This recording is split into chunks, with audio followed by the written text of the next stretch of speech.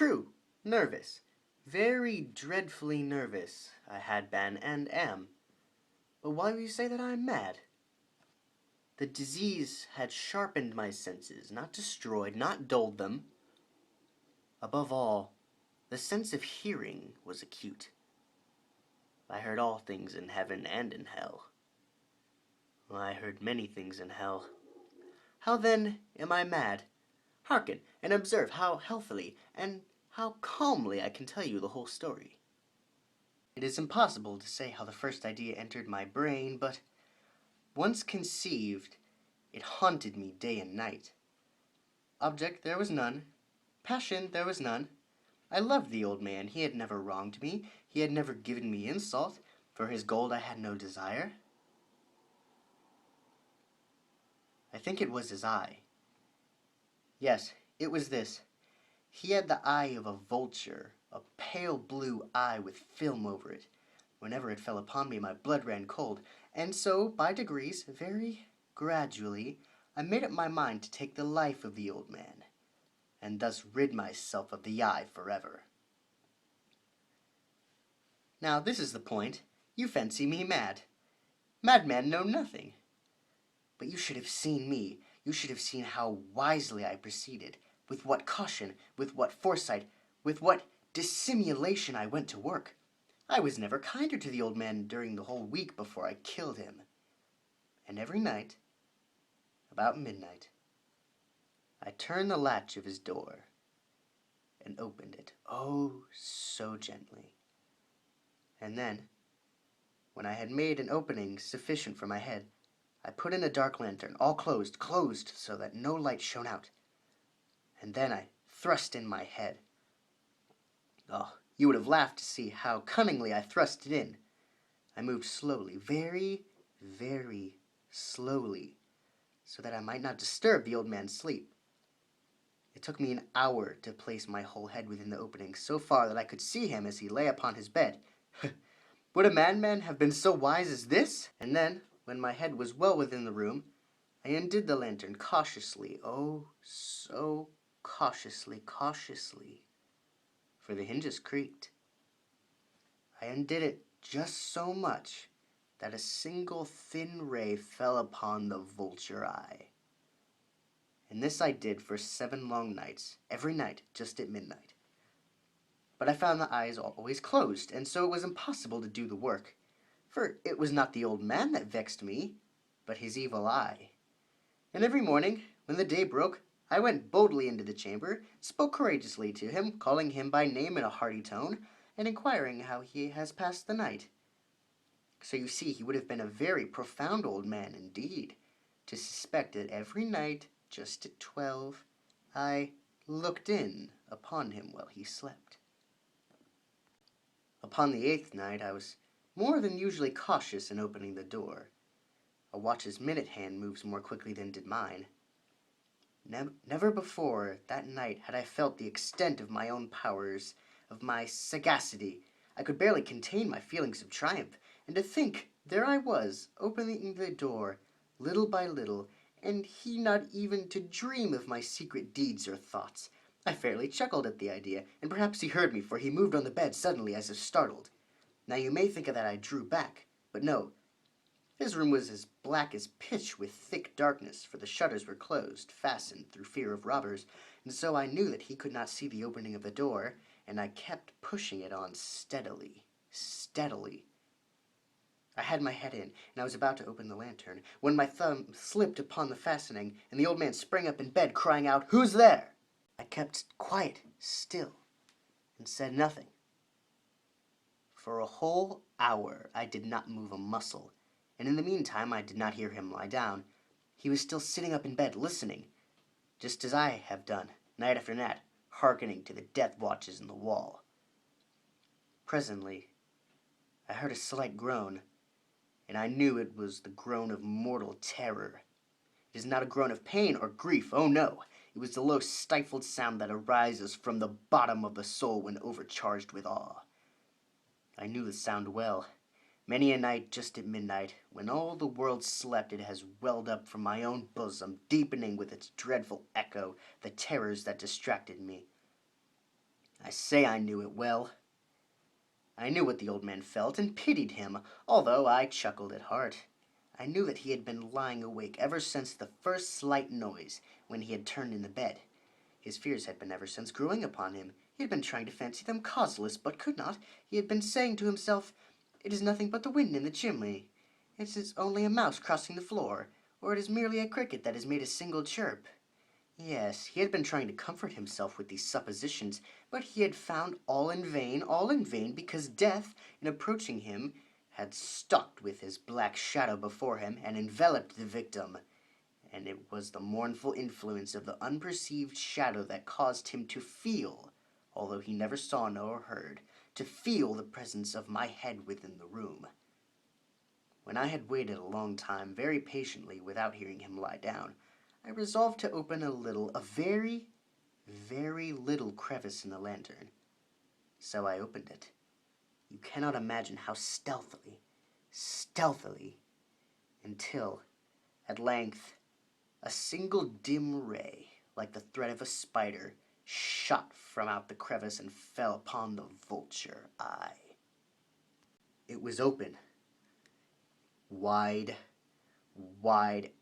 open, and I grew furious as I gazed upon it. I saw with perfect distinctness, all a dull blue with a hideous veil over it that chilled the very marrow in my bones.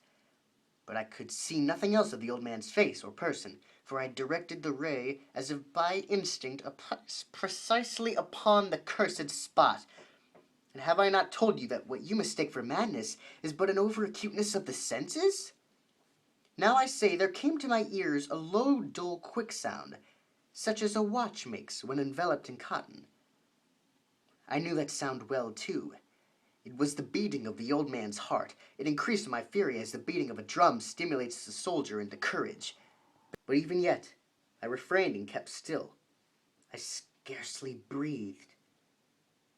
I held the lantern motionless. I tried how steadily I could maintain the ray upon the eye. Meantime, the hellish tattoo of the heart increased. It grew quicker and louder every instant. The old man's terror must have been extreme. It grew louder, I say louder, every moment. Do you mark me well?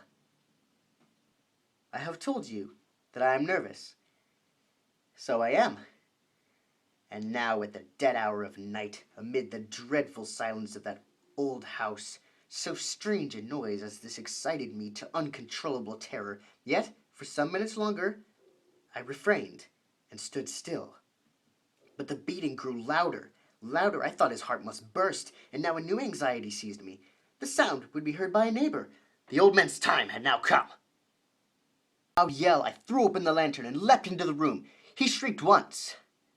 Only once. In an instant I dragged him to the floor and pulled the heavy bed over him, and I smiled gaily to find the deed so far done. But for so many minutes the heart beat on with a muffled sound. This, however, did not vex me. It would not be heard through the wall. At length it ceased.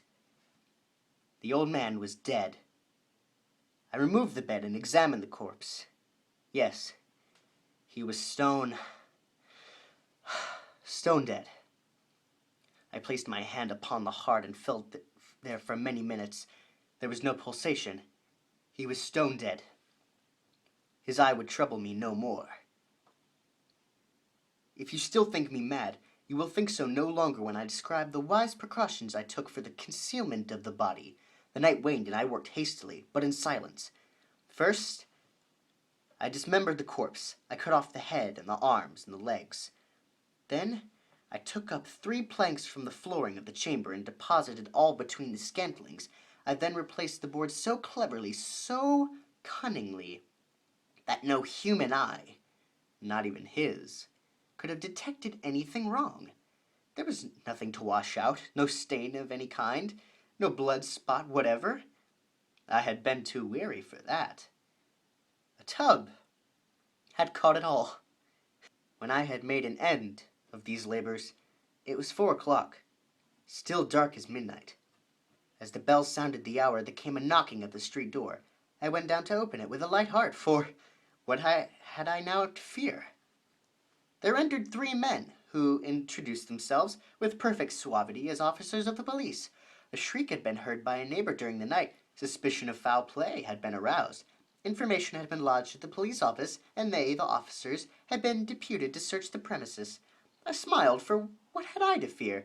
I bade the gentleman welcome. The shriek, I said, was my own in a dream. The old man, I mentioned, was absent in the country. I took my visitors all over the house. I bade them search.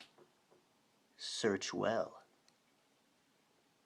I led them, at length, to his chamber. I showed them his treasures, secure, undisturbed.